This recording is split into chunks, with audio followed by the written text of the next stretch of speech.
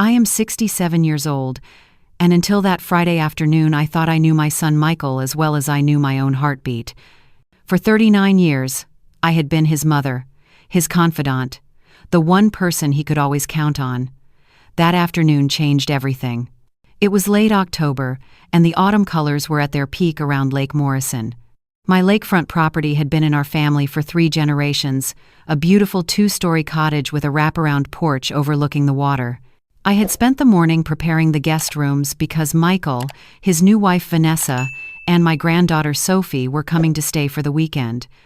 It was Sophie's 10th birthday, and we had planned a small celebration. I was in the kitchen making Sophie's favorite chocolate cake when my phone rang. It was Michael. "Mom, we're about 30 minutes away," he said. His voice sounded strained, almost nervous. "Vanessa's really excited about this weekend."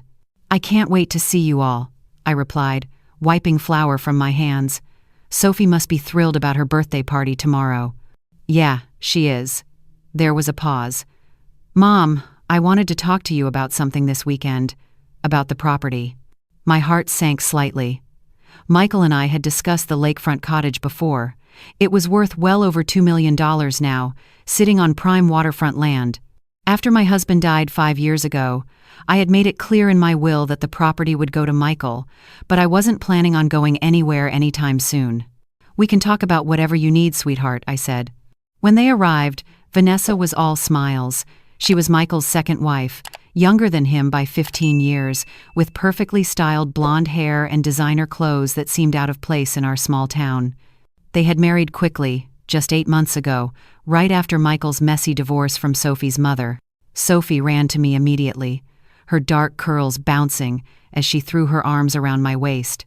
"Grandma Helen!" she exclaimed. "I missed you so much." "I missed you too, sweetheart," I said, hugging her tight. She looked up at me with those bright green eyes, so much like her grandfather's. "Happy early birthday, my darling girl." That first evening passed normally enough. We had dinner, watched a movie, and Sophie showed me drawings she had made at school. But I noticed Vanessa kept checking her phone, typing messages with a small, secretive smile. Michael seemed distracted, barely touching his food. Around 9 o'clock, Sophie asked if she could sleep in my room like she used to when she was little. Vanessa immediately objected. "You're too old for that, Sophie," she said sharply. "You'll sleep in the guest room upstairs." Sophie's face fell, but she nodded obediently. I gave her hand a squeeze. "It's all right, sweetheart. Your room upstairs has a beautiful view of the lake. You'll love it." After everyone went to bed, I stayed up late in the kitchen, finishing some dishes. The house was quiet except for the gentle sound of waves lapping against the dock outside. I was about to head to my bedroom when I heard a soft creak on the stairs. Sophie appeared in her pajamas, her face pale and frightened. "Grandma," she whispered urgently. "I need to talk to you. It's really important." I immediately went to her, kneeling down to her level. "What is it, honey? What's wrong?" She glanced nervously toward the stairs, then pulled me into the pantry, closing the door behind us. "Grandma, I heard something tonight. Something bad." Her voice was shaking. I couldn't sleep, so I turned on the baby monitor in my room to listen to music on my phone. But I accidentally connected to the monitor in Dad and Vanessa's room instead. I heard them talking. My heart began to race. "Talking about what, Sophie?" "About you, Grandma." Tears welled up in her eyes. Vanessa was saying that tomorrow at the birthday party, when everyone goes out on the boat, they need to make sure you go too. She said something about an accident, that the boat has been tampered with, and that it needs to look natural. Dad was saying he wasn't sure, that maybe there was another way, but Vanessa said they were almost out of time because of the debts. I felt the blood drain from my face. "Sophie, are you absolutely certain about what you heard?" "Yes, Grandma. I'm scared." Vanessa said that once you're gone, Dad inherits everything, and they can sell this property and pay off what they owe. She said your life insurance would cover the rest. "Grandma, I think they want to hurt you." For a moment, I couldn't breathe. My own son? Planning to kill me? It seemed impossible, insane. But Sophie's terrified face told me she wasn't making this up. Children don't fabricate stories with this kind of specific detail. "Did they say anything else?" I managed to ask. Vanessa mentioned someone named Rico. She said Rico took care of the boat motor today while you were at the store. Dad said he would make sure you went out on the boat tomorrow afternoon, that he'd suggest a family ride after lunch. Sophie grabbed my hand. Grandma, please, we can't stay here. We have to leave. Right now. I looked into my granddaughter's eyes and made a decision. Whether or not I fully believed what she had heard, I trusted Sophie. And something in my gut, something that had been nagging at me about Vanessa since the beginning, told me this was real. Okay, I whispered. Go to your room and pack a small bag. Just necessities. Don't turn on the light. Can you do that quietly? She nodded, her jaw set with determination. Good girl. Meet me back here in 10 minutes. While Sophie crept upstairs, I moved quickly through my own room, grabbing my purse, keys, phone, and a small bag of clothes. My mind was racing. Where could we go? Who could I trust? Then I thought of James. James Blackwell had been my husband's best friend for over 40 years. He was a retired detective from the county sheriff's office, living about 30 miles away in Riverside. If anyone could help me figure out what to do, it was James. Sophie appeared in the kitchen exactly 10 minutes later, a small backpack over her shoulders. Her eyes were wide but brave. Ready? I whispered. She nodded. We moved silently through the dark house toward the back door. My car was parked in the driveway, but starting it would wake Michael and Vanessa. Instead, I led Sophie down the path toward the dock, where I kept a small motorboat for fishing trips. The October air was cold against our faces as we hurried through the darkness. Behind us, the cottage remained dark and quiet. We reached the dock, and I helped Sophie into the boat, then untied the moorings. I started the motor as quietly as possible, and we slowly pulled away from the shore. Only when we were a safe distance across the lake did I allow myself to look back. The cottage sat peacefully on the shore, its windows dark. Inside, my son slept, perhaps dreaming of my death. The thought made me physically ill. Grandma, where are we going? Sophie asked, huddled in her jacket. To see an old friend who can help us, I said. Someone I trust completely. We docked at the public marina on the far side of the lake, and I called a taxi. By the time we reached James's house in Riverside, it was past midnight. I rang the doorbell, hoping desperately that he was home. James answered in his bathrobe, his gray hair disheveled, but his detective's instincts kicked in immediately when he saw our faces. Helen? Sophie? What's happened? I broke down then, the weight of everything crashing over me. James ushered us inside, sat us down in his living room, and listened carefully as I explained everything Sophie had heard. I know it sounds crazy, I said. My own son. But James, Sophie is a smart girl. She doesn't lie. And there's something about Vanessa, something that's never felt right. James was quiet for a long moment, his detective's mind working. Finally, he looked at Sophie. Sophie, sweetheart, I need you to tell me exactly what you heard. Every word you can remember. Can you do that? Sophie nodded and recounted the conversation in remarkable detail. James took notes, asking clarifying questions. When she finished, he leaned back in his chair. Helen, do you know anything about Michael's financial situation? I shook my head. He's always been private about his finances, even more so since he married Vanessa. And this Rico person Sophie mentioned? I have no idea who that is. James stood up. All right. Here's what we're going to do. First, you and Sophie are staying here tonight. You're safe. Second, tomorrow morning, I'm going to make some calls. I still have contacts in the sheriff's office and at the county records department.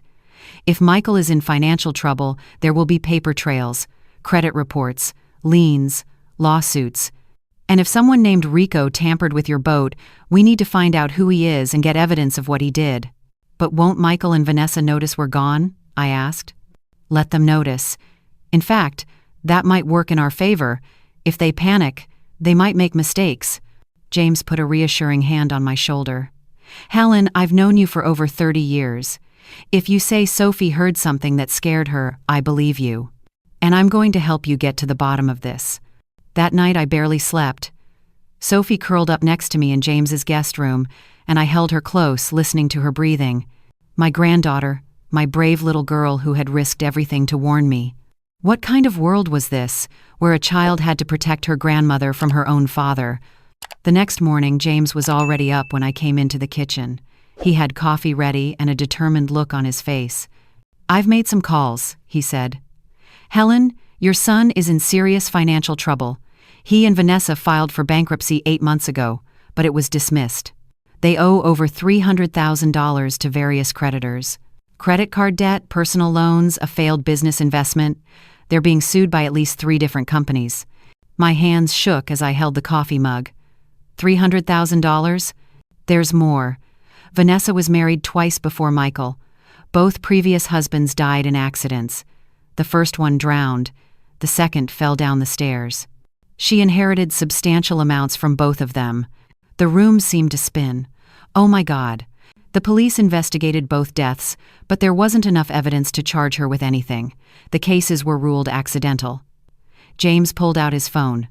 "I also found Ricardo Martinez. He's a handyman who's been arrested twice for fraud and once for assault. He does odd jobs, mostly under the table. And here's the interesting part. Phone records show Vanessa has been in contact with him for the past 2 weeks. Can we prove he tampered with my boat? We're going to try. I have a friend, Tom Chen, who works for the sheriff's office. He's agreed to meet us at the marina this morning. We're going to examine your boat." Sophie appeared in the doorway, rubbing her eyes. "Did you find out about Dad and Vanessa?" I went to her and hugged her tight. "Yes, sweetheart. And you were right to tell me what you heard. You may have saved my life." An hour later, we were at the public marina with Tom Chen and a marine mechanic he had brought along. We took Tom's boat across the lake to my dock, approaching quietly. The cottage appeared empty. Michael's car was gone. The mechanic examined my boat for 15 minutes before calling us over. "Someone's definitely been messing with this motor," he said grimly. "See here? The fuel line has been partially severed. It's been done carefully, so it wouldn't leak immediately. But under the stress of running at high speed, probably after about 20 minutes, it would snap completely. The motor would die suddenly, and if anyone tried to restart it," he paused. "There's also been tampering with the spark arrestor. If someone tried to restart this motor after the fuel line broke, it could ignite the gas fumes. There would be an explosion." I felt sick. Tom Chen took photographs and called for an evidence team. "This is attempted murder," Tom said quietly. "Helen, we need to move carefully now. We need to catch them in the act, get them to talk, or find more evidence linking them directly to this." "Michael's phone," I said suddenly. "He's always been terrible about security. He uses the same password for everything, his birthday. If we could get to his phone." James looked at Tom. "Can we get a warrant?" "Based on what we have now, maybe. But it'll take time." Tom thought for a moment. "Helen, are you willing to go back to the cottage? With a wire? If we can get Michael or Vanessa to say something incriminating." "She's not going in there alone," James said firmly. "I'll go," I said. "But I want Sophie somewhere safe. James, can she stay with you?" "Absolutely not." Sophie's voice was strong. "Grandma, I'm not leaving you." "Sophie, honey, this could be dangerous." "I know, but you believed me when I told you what I heard. Now you have to trust me. I can help. I can get Dad's phone. He always leaves it charging on the nightstand. Vanessa, too. I can be quiet. They never notice me." I started to protest, but James interrupted. "She has a point, Helen.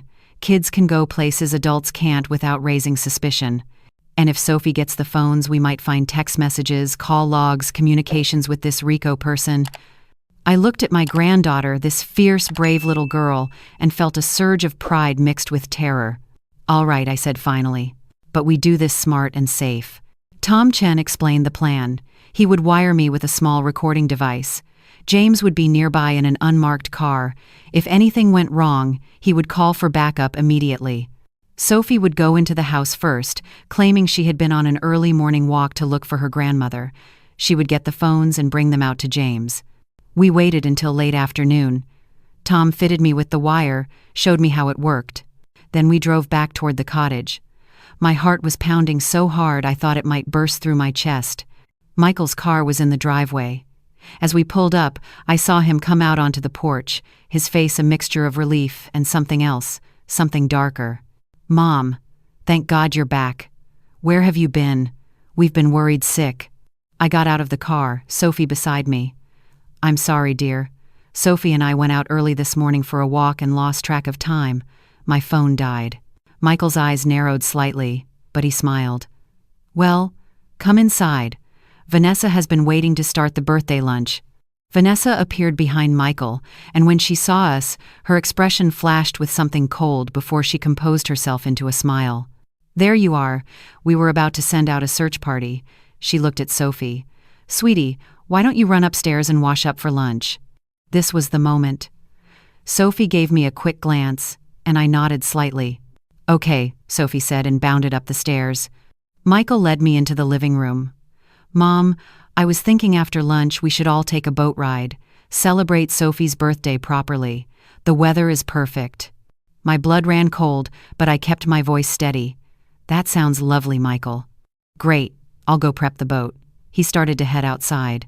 Michael, wait. I had to see if there was any part of my son left in there. I wanted to talk to you about something first. About the property. He stopped, turned back.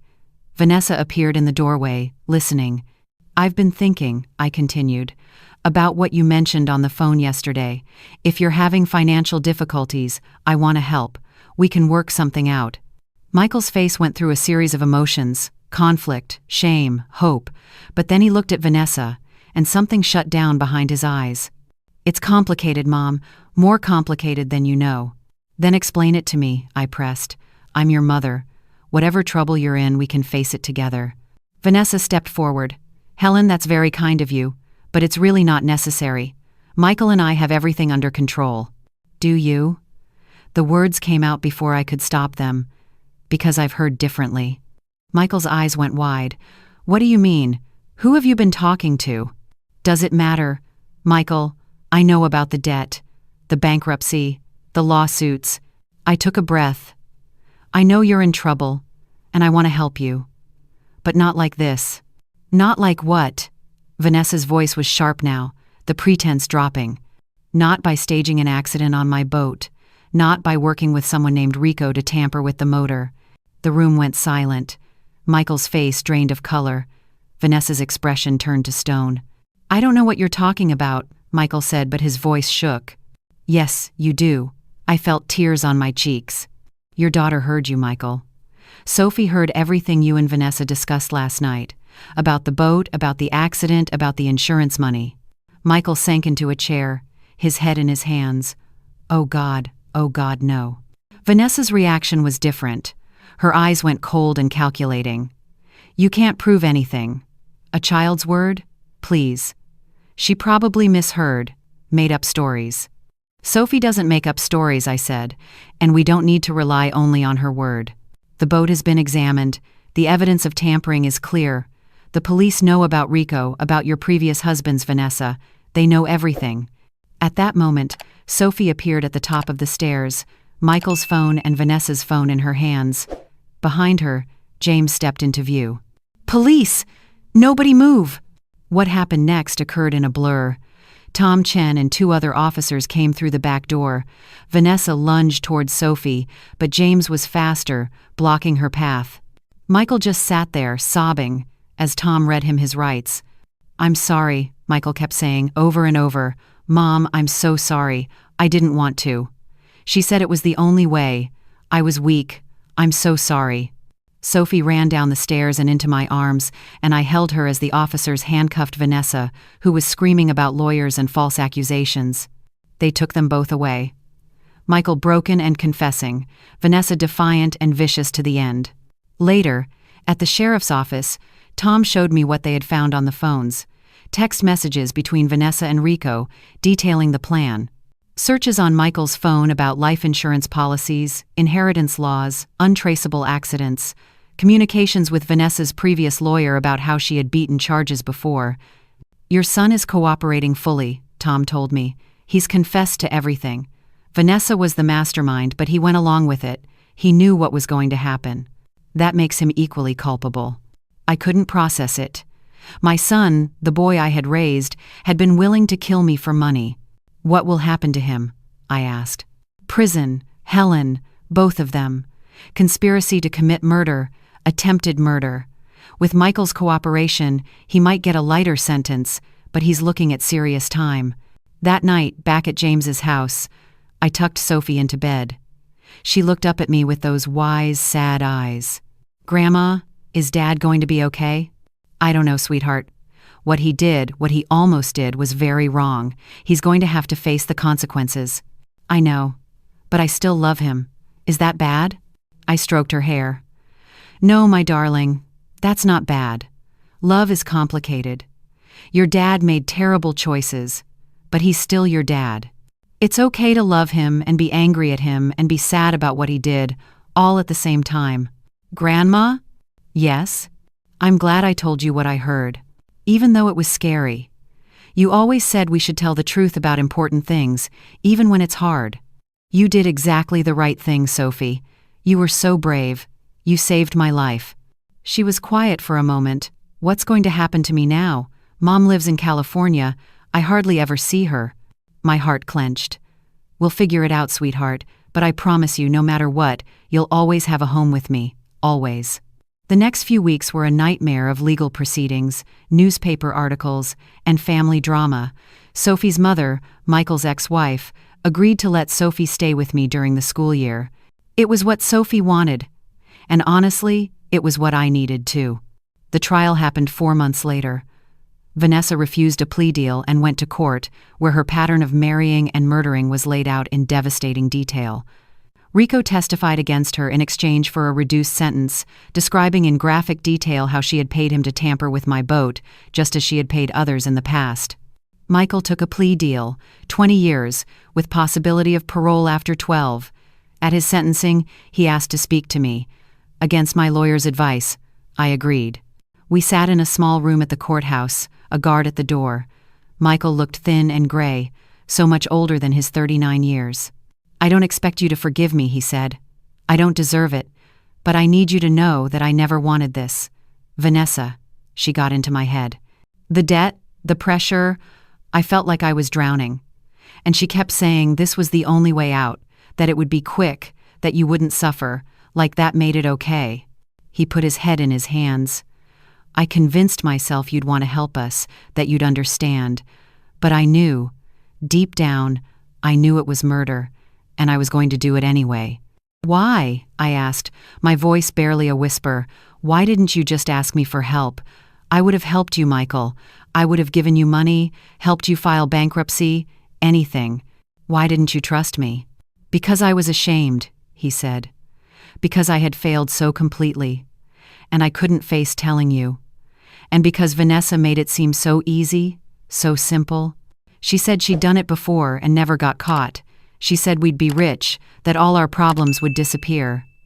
I was weak, Mom. I chose money over you. You chose wrong. I know." Tears streamed down his face. "Please tell Sophie I love her. Tell her I'm sorry I failed her, that I failed us all. Tell her to be brave and strong, like she was that night. She's better than me. She's better than I ever was." I stood to leave, then paused. "Michael, I will tell Sophie you love her, because she needs to hear that. But I need you to understand something. What you did didn't just hurt me. You traumatized your daughter. You made her choose between protecting me and protecting you.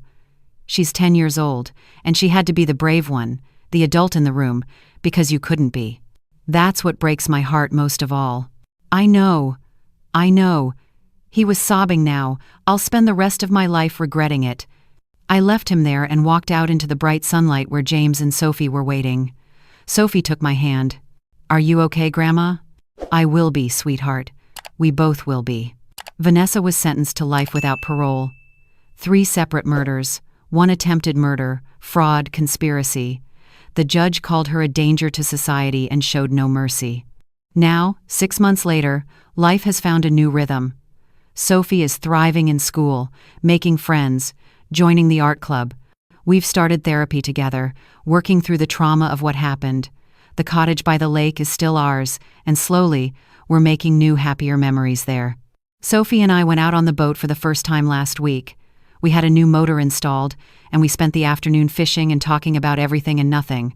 As the sun set over Lake Morrison, painting the sky in shades of gold and pink, Sophie turned to me. "Grandma, thank you for believing me that night. Vanessa said nobody would ever believe a kid over adults." I pulled her close. I will always believe you, Sophie, always.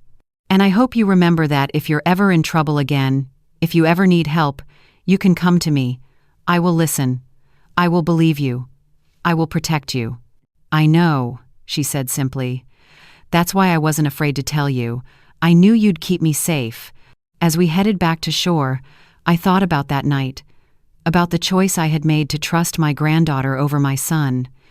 It was the hardest decision I'd ever made, and the most important. Because at the end of the day, children deserve to be heard, to be believed, to be protected. Even when, especially when, what they have to say is difficult or frightening or turns your whole world upside down. Sophie had been brave enough to speak up, and I had been lucky enough to listen. That, more than anything, was what had saved us both. The sun dipped below the horizon as we tied up the boat and walked hand in hand back to the cottage. Tomorrow we would wake up and face another day, another step forward in our healing journey. But tonight we were safe, we were together, and that was enough.